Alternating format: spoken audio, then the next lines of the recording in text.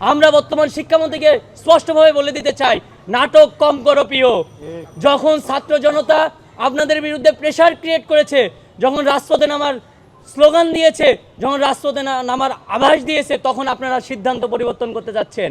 কিন্তু আপনারা নিজেদের মধ্যে মিটিং করে সিদ্ধান্ত নিয়ে রেখেছিলেন যে এনটিআরসির পরিবর্তে নিয়োগ প্রক্রিয়া যাবে গভর্নিং বডি বা ম্যানেজিং বডির হাতে, যে আর এনটিআরসি শুধুমাত্র একটা সনদ প্রদান করবে।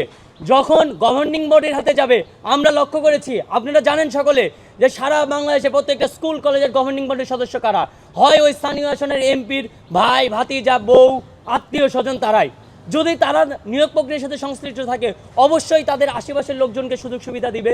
তাহলে এক কোটাকা ব্যবস্থা বিলুপ্ত করে আর এক কোটাকা ব্যবস্থা চালু করা হচ্ছে। এটা সচেতন ছাত্র সমাজ কখনোই হতে দিতে পারে না। আমরা স্পষ্টভাবে বলতে চাই যে নিয়োগ প্রক্রিয়া এনটিআরসির হাতেই থাকতে হবে। প্রয়োজনে নিয়োগ প্রক্রিয়া আরও স্বচ্ছ করার জন্য এখানে পিএসসিকে সংযুক্ত করা যেতে পারে।